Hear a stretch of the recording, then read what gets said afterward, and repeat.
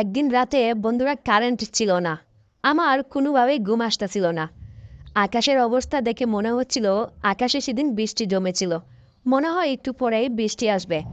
আমি ভাবলাম, না, অনেক সময় সজাগ থেকেছি, এখন আর থাকা যাবে না। যাই, গিয়ে ওয়াশরুম থেকে গিয়ে একটু প্রস্রাবটা করে এসে ঘুমিয়ে পড়ি। বন্ধুরা, আমি যখনই ওয়াশরুমের কাছে যেতে লাগলাম, ঠিক ওই সময় আমার কানে এক অদ্ভুত রকমের শব্দ আসতেছে। যেই শব্দটা সাধারণত মেয়েরা করে থাকে বাসর ঘরে। আমাকে ছেড়ে দাও, এই এই আস্তে, এইভাবে না, আরে আমি আর পারতেছি না। এক অদ্ভুত রকমের আওয়াজ আসতেছে এরকম। আমি কিছুই বুঝতেছিলাম না কি হচ্ছে। তখন বন্ধুরা, আমাদের ওয়াশরুম ছিল হচ্ছে বাড়ির বাহিরে। যেহেতু আমাদের গ্রামে বাড়ি, আমাদের উঠানে মানে বাড়ির পিছনে হচ্ছে আমাদের বাথরুম। তখন আমি বাথরুমের দিকে যেতেই আমি শুনলাম একটি ছেলে আর একটি মেয়ের ফিস ফিস শব্দ আসতেছে বাথরুম থেকে। আমি তাড়াতাড়ি করে মোবাইলের আলোটা বন্ধ করে দিলাম। দিয়ে আমি বাথরুমের দরজায় কান পেতে শুনতে লাগলাম যে ভিতরে আসলে কি হচ্ছে। হঠাৎ করে শুনতেছি আমার চাচাতো বোন সাথীর গলার আওয়াজ শোনা যাচ্ছে। সাথীর আওয়াজ শোনা যাচ্ছে, আরে হঠাৎ কেউ চলে আসবে বাথরুমে, দেখো, তোমার হয়েছে কিনা আমাকে ছাড়ো, আমি আর পারবো না, অনেক হয়েছে। অপর দিকে আমার এক খালাতো ভাই নয়ন, ওর গলার আওয়াজ শোনা যাচ্ছে। নয়ন ফিসফিস করে বলতেছে, আরে এত রাতে কেউ আসবে না সাথী, আমার হয়ে গেছে, আর একটু সময় ধৈর্য ধরো না। আরে একটু সময় তো, প্লিজ তুমি এরকম করো না, এই তো শেষ। আমি শুনলাম বাথরুমের ভিতরে নির্ঘাত বড় কোনো ধরনের গন্ডগোল হচ্ছে। তার মানে আমার চাচাতো বোন সাথী আর ওদিকে আমার খালাতো বোন, হ্যাঁ, এই আমার খালাতো ভাই নয়ন, তারা তার মানে দীর্ঘদিন যাবৎ এই সম্পর্ক চালিয়ে যাচ্ছে। আর গভীর রাতে তারা বাথরুমের ভিতরে এসে এই কাজ করে। তাহলে আজকে সেইটা আমি প্রমাণিত হয়ে গেলাম, বা এটা একেবারেই এখন ক্লিয়ার হয়ে গেল। আমি একটু পরেই দরজায় একটা আওয়াজ করলাম, নক দিলাম, দরজায় নক দিয়ে বললাম, এই সাথী, তুই ভিতরে আছিস, দরজাটা খুল। আর তোর সঙ্গে কে আছে নয়ন? তখন বন্ধুরা, সাথী বলতেছে আমাকে, আরে আপু তুই এখানে? হ্যাঁ, আমার নাম ছিল রাকিমা। তখন বলতেছে, রাকিমা আপু, আমার সঙ্গে তো কেউ নেই। আরে আমার খুব জোর বাথরুমে পেয়েছিল, এই জন্য আমি বাথরুমে এসেছি। তুই কি কাজ করবি আপু? তখন আমি বললাম, ভিতরে নয়ন আছে, আমি সব কিছু জেনে গেছি, আমি সব কিছু দেখতেছি। তোরা যখন ঢুকেছিস আমি তখন থেকে এই সব কিছু দেখে ফেলেছি। দেখ, তুই যদি নয়নকে নিয়ে এখনই বের না হস, তাহলে আমি কিন্তু আম্মু আব্বু সবাইকে ডাক দেব, চাচা চাচি যারা আছে সবাইকে আমি ডাক দিতে বাধ্য হব। তখন কিন্তু মজা বুঝবি। এমন কথা বলতেই বন্ধুরা, হঠাৎ করেই ভিতর থেকে শব্দ আসলো, আপু, আসলে সত্যি কথা নয়নই আছে রে আমার সঙ্গে। আপু, আমি তোকে মিথ্যা কথা বলেছি। হঠাৎ করেই দরজা খুলল। দরজা খুলতেই আমি দেখি নয়ন এবং সাথী। নয়ন হচ্ছে আমার খালাতো ভাই, আমার মায়ের বোনের ছেলে। আমার মায়ের যে বোন, উনি আমাদের বাড়িতেই থাকে। উনার আসলে স্বামীর সঙ্গে ঝামেলা তো, এই জন্য উনি আমাদের বাড়িতেই থাকে। উনার একটি ছেলে, আমার খালাতো ভাই, আর ওদিকে আমার চাচাতো বোন, আমার সাথী ওর নাম। ওরা দুজনেই অনেক দিন যাবৎ গোপনে সম্পর্ক করতেছে। আমি এর আগেও বেশ কয়েকবার তাদেরকে দেখেছিলাম, কিন্তু আমি তখন এই বিষয়টা নিয়ে অত বেশি গুরুত্ব দেই নাই। আমি ভেবেছি হয়তো তারা ভাই বোন একে অন্যের সঙ্গে সময় কাটায় বা একসঙ্গে থাকতেই পারে, এটা স্বাভাবিক। তো বন্ধুরা, বাথরুমের ভিতরে বিষয়টা যে এত বেশি সিরিয়াস হয়ে যাবে, এই বিষয়টা আমি কখনো আসলে লক্ষ্য করি নাই।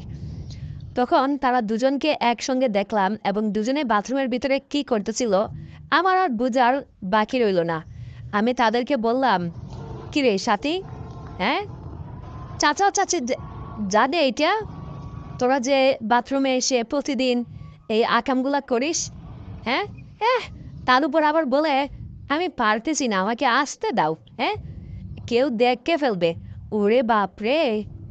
তখন সাথী আমার কাছে বলতেছে, রাকিমা আপু, কি করব বলো তো? আসলে আমার তো কোনো ইচ্ছেই ছিল না। এই নয়ন আমার পিছনে লেগেছে অনেক দিন যাবত। ও আমাকে আসলে লুপ করেছে, করেছে। আপু, এখন আমি কি করব? আমাকে মাফ করে দাও আপু, বিশ্বাস করো আমার কোনো দোষ নেই। তখন আমি বন্ধুরা সাথীকে ওখান থেকে পাঠিয়ে দিলাম। আমি বললাম, একেবারে ডানে বামে কোনো দিক না তাকিয়ে ডিরেক্ট একেবারে গড়ে যাবি। শোন, যদি ডানে বামে তাকাস তাহলে কিন্তু আমি চাচা চাচির কাছে সব কিছু বলে দিব। যা, আর আজকের পর থেকে তোকে যেন আর নয়নের সঙ্গে না দেখি। আমি আর নয়নকে বললাম, এখন আমি তোমারটা দেখতেছি, দাঁড়াও। তারপর বন্ধুরা আমি দেখলাম সাথী একদম ডিরেক্ট, ও খুব বেশি ভয় পেয়েছে। আসলে ও আমাকে খুব বেশি ভয় পায়। আর আমি সাথী এবং নয়ন তাদের দুজনেরই বড় ছিলাম, মানে এই বাড়ির বড় মেয়ে আমি। আমি ডিরেক্ট সাথীকে দেখলাম ডিরেক্ট ওর রুমে চলে গেল। তারপর আমি নয়নকে বললাম, আচ্ছা নয়ন, সাথী না হয় ছোট মানুষ, ও বুঝে না, তুই তো অনেক বড় মানুষ। হ্যাঁ, তাছাড়া ওর খালা তো ভাই হোস তুই। তুই ওর সঙ্গে কি করে পারলি এইটা করতে? তোর কি একটুও বিবেকে বাঁধলো না? দাঁড়া, আমি তোর মায়ের কাছে এখনই আমি তোকে নিয়ে যাচ্ছি। এই কথা বলতেই নয়ন আমাকে বলল, আপু, আমি তোর পায়ে ধরতেছি। তুই আমাকে যা বলবি আমি তোর কথা মতো চলবো। তুই আমাকে যা বলবি আমি তাই শুনবো। আপু প্লিজ, তুই আম্মুর কাছে বলিস না। আপু, আম্মুর কাছে বললে আম্মু খুব রাগ করবে, আমাকে খুব মারবে রে। আর তাছাড়া তুই কারো কাছে এই কথা বলিস না। আপু, প্রয়োজন হলে কারো কাছে না বলে তুই নিজে আমাকে শাস্তি দে, আমি একদম মাথা পেতে নেব। আমি কারো কাছে কোনো কিছু বলবো না। আপু, তুই যা বলবি আমি তাই করব। প্রয়োজন হলে আমি সারা জীবন তোর গোলাম হয়ে থাকবো, এই আমি বলে দিলাম। নয়নের মুখে এমন কথা শুনে বন্ধুরা আমার ভেতরে আচমকা একটু খুশি হলাম আমি মনে মনে। ও কি বললো আমাকে? সারা জীবনের জন্য ও আমার গোলাম হয়ে যাবে? হ্যাঁ, আমি তো সত্যি কথা বন্ধুরা এইটাই চেয়েছিলাম। ওর ভিতরে আমি একটা ভয় দেখতে চেয়েছিলাম, আর সেই ভয়টা ও আমাকে এখন পাচ্ছে। আমার মনে হচ্ছে আমার প্ল্যান একেবারেই পুরো সাকসেসফুল। হ্যাঁ, আমি তো এটাই চেয়েছিলাম যে নয়ন আমাকে অনেক বেশি ভয় পাবে। কারণ বন্ধুরা, নয়ন আসলে ওর মায়ের সঙ্গে আমাদের এখানেই থাকে, এই জন্য একটু বেশি ভয় পায়। তাছাড়া বন্ধুরা, নয়ন আমার আম্মু আব্বুকে অনেক বেশি ভয় পায়। আর ওর মা শাসনের দিক থেকে খুব কড়া। সেও খুব কঠিন মানুষ আমার খালা। যদি শুনে নয়ন সাথীর সঙ্গে বাথরুমের ভিতরে গভীর রাতে এমন একটি কাজ করেছে, নয়নের তো একেবারেই খবর আছে। নয়নের বয়স খুব একটা বেশি না, ও এখন ক্লাস 9-এ পড়াশোনা করতেছে। আর 16 এরকম বয়স হবে। ওইদিকে আমার বয়স প্রায় 18 থেকে 19 বছর। ওর থেকে আমি প্রায় 3 বছরের বা 3.5 বছরের এরকম বড় হব। তো আসলে নয়ন আমাকে সাহস করে কখনোই কোনো কিছু বলে না। আমিও নয়নকে কখনো কোনো কিছু বলি নাই। কিন্তু বন্ধুরা, নয়নকে অনেক আগে থেকেই আমার অনেক বেশি পছন্দ ছিল। কেননা নয়ন দেখতে অনেক বেশি সুন্দর, হ্যান্ডসাম। তাছাড়া ওর অ্যাটিটিউড আমার খুব ভালো লাগে। ওর ফেস, মুখ সব কিছু একেবারে দারুণ। ওর প্রেমে অনেক মেয়েরাই ক্রাশ খেয়ে ফেলে। বিশেষ করে আমার চাচাতো বোন, যাকে একটু আগেই আপনারা দেখলেন সাথী, ও তো ওর উপরে একেবারে ক্রাশ। ঠিক আছে, পারলে ও একেবারে জামা কাপড় খুলে ওর কুলে বসে পড়ে, এইরকম একটা অবস্থা। তো আমি ওর বড় বলে ওকে কোনোদিন আসলে কোনো কিছু বলতে পারি নাই আমি। কিন্তু আমি অনেক কিছুই বলতে চাইতাম, কিন্তু আমি কখনোই আসলে কোনো কিছু বলতে পারতাম না। যাই হোক, আমি নয়নের চোখে মুখে আমি এই ভয়টাই দেখতে চেয়েছিলাম, যে নয়ন আমার কাছে হাত জোর করে আকুতি মিনতি করবে। হ্যাঁ, এইটাই আমি আসলে বন্ধুরা চেয়েছিলাম। তো নয়ন যখন আমাকে বলতেছে, আপু আমি সারা জীবন তোর গোলাম হয়ে থাকবো, তুই আসলে বিচার দিস না আপু, বিচার দিলে দেখ মা আমাকে মেরেই ফেলবে। তখন আমি এই সুযোগে আমি নয়নকে বললাম, আচ্ছা তাই নাকি, তাহলে আমার হাত ছুঁয়ে প্রমিস কর, আমি যা বলবো সব কিছু তুই আমার কথা মতো চলবি এবং কোনো কিছু কারো কাছে বলবি না। তখন নয়ন আমাকে কথা দিল, আমার হাত ছুঁয়ে মাথা ছুঁয়ে বলল, আপু তুই যা বলবি যেভাবে বলবি আমি সেভাবেই তোর কথা মতো চলবো, তোর কথার অবদ্ধ হব না। আমি তো ওর মুখে এই সমস্ত কথা শুনে তখন বিরাট খুশি। আমার মতো এত খুশি তখন আর কে হয়, হ্যাঁ?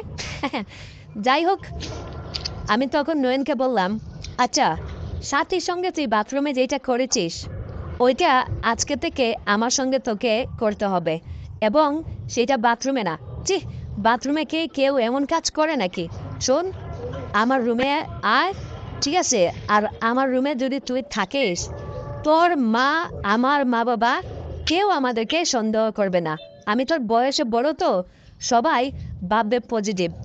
নয়ন আমাকে তখন বলতেছে, না আপু, আমি সাথীকে পছন্দ করি। তাছাড়া সাথী যদি জানে এটা যে আমি তোমার সঙ্গে এমন একটি কাজ করেছি, সাথী আমাকে কোনোদিনও ক্ষমা করবে না, ঠিক আছে? আমি এটা পারবো না আপু। তাছাড়া আসলে বাড়ির যদি কোনো লোকজন জানে এটা, তাহলে আমার তো খুব খারাপ অবস্থা হয়ে যাবে। বিশেষ করে যদি আম্মুর কানে এই খবরটা পৌঁছায়, আমাকে মেরে ফেলবে। আপু, তুমি আমাকে অন্য কোনো শাস্তি দাও প্লিজ। আমি তোমার কথা সারা জীবন শুনবো, কিন্তু এটা আমি শুনতে পারবো না। আমি নয়নের মুখে এমন কথা শুনে রীতিমতো একটু চমকেই উঠলাম। ছেলেটা কি বলতেছে? ও সাথীকে ছাড়া আর কেন কিছু দেখে নাকি? আমি বললাম, দেখ, সাথীর কাছে তুই কি পেয়েছিস? আমি তোকে সাথীর চাইতে ডাবল সুখ দিব। তুই এখন আয় তো, এত কথা বলিস না, দেখ, না হলে কিন্তু তোর মায়ের কাছে এখনই গিয়ে সব কিছু বলে দেব। তখন নয়ন আমাকে বলতেছে, আচ্ছা ঠিক আছে, আমি যাচ্ছি। তারপর বন্ধুরা, ও আমার সঙ্গে আমার রুমে গেল। আমার রুমে নেওয়ার পর আমি দরজা বন্ধ করে দিলাম, দিয়ে আমি আমার শাড়িটা খুলে দিলাম, দিয়ে বললাম, নে, এবার তুই তোর আসল খেলা দেখা।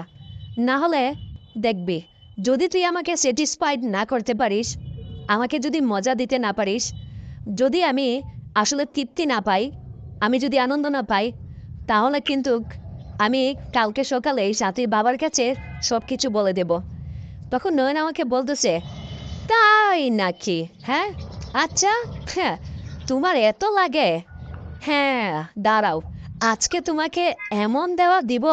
হ্যাঁ, তুমি আমার বড় বলে তোমাকে এতদিন আমি সম্মান করেছি। তোমাকে সম্মান করে আমি আসলে কোনোদিন তোমার কাছে যাওয়ার সাহস বানাই। আসলে সত্যি কথা বলতে লাকিমা আপু, তুমি তো সাথীর চাইতেও আরো বেশি জোশ। হ্যাঁ, একেবারে পুরো কড়া একটা মাল তুমি। আসলে আমার নজর তো শুরু থেকেই তোমার উপরে ছিল, কিন্তু আমি মুখ ফসকে কখনো তোমাকে ওই কথাটা বলতে পারি নাই, কারণ তুমি আমার বড়। তাছাড়া যদি তুমি আমার মায়ের কাছে বলে দাও, তাছাড়া সাথী মেয়েটা একটু সহজ সরল, ও এই সমস্ত কোনো কিছু বলবে না। ওকে 200 টাকা দিলে ও ওই মজা খাইলে সব কিছু বলে যাবে। আমি বললাম, আচ্ছা, হ্যাঁ, তাই বুঝি? তুমি এত বড় খেলোয়াড়? হ্যাঁ, আমাকে তুমি অনেক আগে থেকেই চাইতে, কিন্তু বলতে পারতে না বলে তুমি?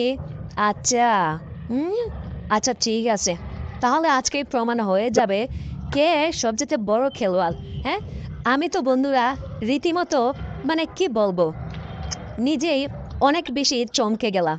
ও আমাকে বলতেছে আমি নাকি একটা কড়া একটা মাল। কি বলবো? যাই হোক বন্ধুরা, ওর মুখে এমন একটি কথা শুনে আমার সত্যি কথা বলতে বেশ ভালোই লাগতেছে। আসলে আমার বিয়ের বয়স হয়েছে, কিন্তু আমি লজ্জা শরমের জন্য মা বাবাকে মুখ ফসকে আমিও তাদেরকে বিয়ের কথা বলতে পারতেছি না। আমারও খুব লজ্জা হয়, খুব ভয় হয়। যাই হোক, আমি যেহেতু আমার খালাতো ভাইকে পেয়েছি, আজকে আমি সব কিছু মিশিয়ে নেই। তাছাড়া বন্ধুরা, আমার এই পুরো, হ্যাঁ, মাংসভর্তি দেহ, তারপর হচ্ছে রসমলাভ মার্কার শরীর, এটা দেখে যে কেউ আমাকে পছন্দ করে। কিন্তু বন্ধুরা, আমার বাবা একটু বেশি পাওয়ার দেখায়, ঠিক আছে? বাবার বয়ে কেউ আমার কাছে আসতেই চায় না, কেউ তো আমাকে প্রেমের অফারই করে না। এই জন্য কারোর সঙ্গে এখনো পর্যন্ত কোনো সময় টময় কাটাতেই পারি নাই। যাই হোক, আজকে রাতে তখন আমাকে নয়ন বলতেছে, আপু আমি তাহলে আমার কাজ শুরু করলাম। ও বন্ধুরা, এই রাতে প্রায় 3 ঘন্টা যাবৎ আমার সঙ্গে সেদিন এক অন্যরকম রোমাঞ্চকর একটা রাত ছিল। আমার জীবনে এর আগে আমার বয়ফ্রেন্ডের সঙ্গে আমার একটা রিলেশন ছিল। মূলত বয়ফ্রেন্ডই আমাকে আসলে ফাটিয়ে দিয়েছিল। তারপর থেকে বন্ধুরা ওই শালা চলে গেছে বিদেশে। এরপর থেকে আমি আর কাউকে পাই নাই। আসলে আমার এটা এখন অভ্যাস হয়ে গেছে। তো ওই দিন প্রায় 3 ঘন্টা নয়ন আমার সঙ্গে এরকম একটা কাজ করেছিল। তখন আমি বুঝেছিলাম যে আসলে কেন ছোট মরিচের জাল বেশি।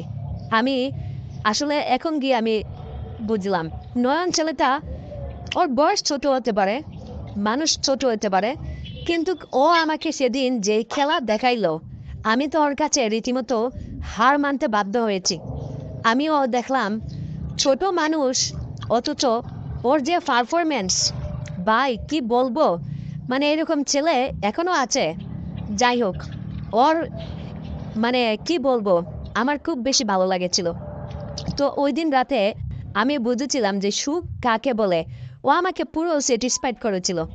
ও আমাকে অনেক বেশি তৃপ্তি দিয়েছিল। সত্যি কথা বন্ধুরা, খুব বেশি তৃপ্তি পেয়েছিলাম সেদিন রাতে। তারপর বন্ধুরা এভাবেই চলে গেল প্রায় বেশ কয়েকদিন। তো সাথী এরপর থেকে প্রায় সময় আমার দিকে তাকাতো। আমিও সাথীকে কোনো কিছু বলতাম না। আমি সাথীকে বলতাম, সাথী আমি যদি তোমাকে নয়নের আশেপাশে আর দেখি কখনো, তাহলে কিন্তু খবর আছে। সাথীকে আমি ভয় দেখিয়ে এদিকে নয়নকে দিয়ে আমি প্রতিদিনই আমার জ্বালা মিটিয়ে নিতাম। কারণ আমার স্বামী নেই, আমার বিয়ে হয় নাই। কিন্তু বন্ধুরা, এই বয়সে স্বামী ছাড়া থাকা যায় নাকি? যদি একটু নিজের মতো করে, একটু যদি নিজে সব কিছু না করি, একটু যদি আরামাইশ না করি, তাহলে এভাবে থাকা যায় নাকি? না, এভাবে হয় না। তো নয়ন আমাকে বলতেছে, আপু তোমাকে তো অনেক দিন দিলাম, কেমন লাগতেছে এখন বলো, স্যাটিসফাইড হয়েছো? তখন বন্ধুরা আমি বললাম, নয়ন আমি তোকে ছোট ভেবেছিলাম, কিন্তু তুই আসলে ছোট না রে। তুই তো পুরো একদম রেকর্ড করে দিয়েছিস। হ্যাঁ, তুই সত্যি একটা ভালো একটা জিনিয়াস রে। আসলে সত্যি তুই এটা কি দেখাইলি? তারপর বন্ধুরা একদিন সাথী, আমি আর নয়ন গভীর রাতে আমরা এরকম একে অন্যের সঙ্গে সম্পর্ক করতেছি। সেদিন আমি দরজা লাগাতে ভুলে গিয়েছিলাম। আমার মনে ছিল না। আমার এত হুড়ু তাড়া ছিল, কারণ আমার মনটা ছিল কখন নয়ন আসবে আসবে। ও রাত গভীর রাতে আসে আমার কাছে। তো ইদানিং সাথীর সাথে নয়নের দেখা সাক্ষাৎ হয় না। আর নয়নও সাথীকে দেখলে এড়িয়ে চলে, কথাবার্তা বলে না। আর সাথী খুব ভালো করে জানে নয়ন এখন আমার সঙ্গে ঘুমায়, মানে আমার সঙ্গে সে থাকে। তো সাথী সেই রাতে যে আমাকে নজরে নজরে রাখবে, আমাকে যে ফলো করবে, এই বিষয়টা আমি আসলে বুঝতে পারি নাই বন্ধুরা। আমি সেদিন নয়নের সঙ্গে যখন মিলিত হয়েছিলাম, হঠাৎ করে দেখি জানালা দিয়ে সাথী সব কিছু দেখে ফেলেছে, এবং সে দেখে মোবাইলে সব কিছু ভিডিও রেকর্ড করে ফেলেছে।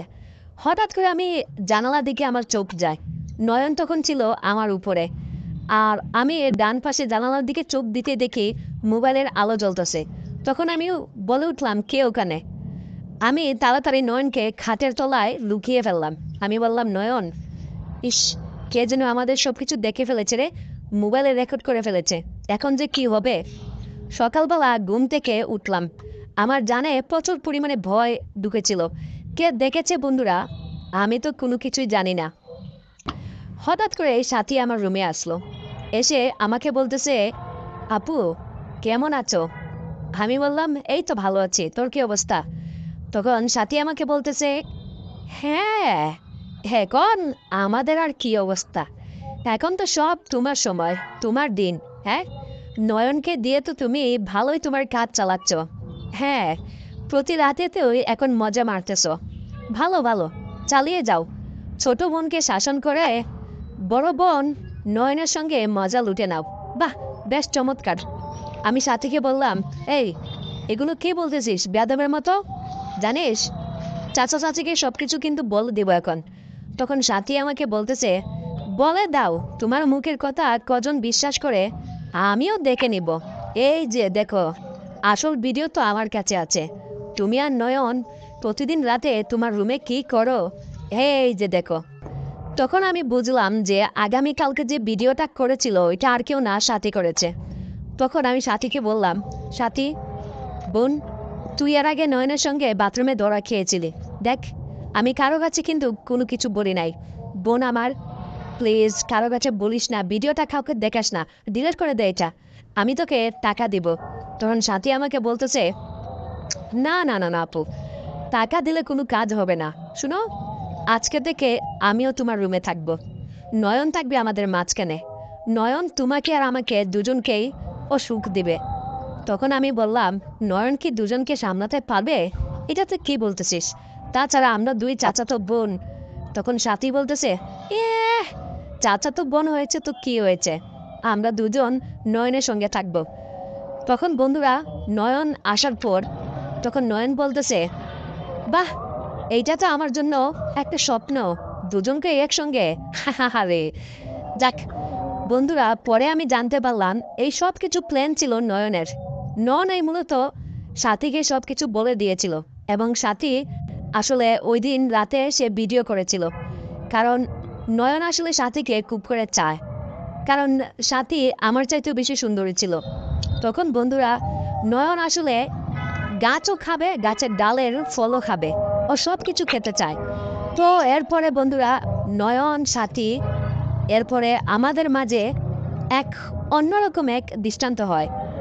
আমার রুমে আমি আর সাথী একসঙ্গে ঘুমাই, আর মাঝখানে নয়ন। তারপর নয়ন আমাদের দুজনকেই অনেক বেশি সুখ দেয়, অনেক বেশি শান্তি দেয়, আর আমরা এভাবেই দিন যাপন শুরু করলাম। তো এখন আর কেউ জানে না, সাথীও আনন্দ পায়, আমিও আনন্দ পাই। তো বন্ধুরা, গল্পটা তোমাদের কাছে কেমন লাগলো অবশ্যই কমেন্ট করে জানাবে।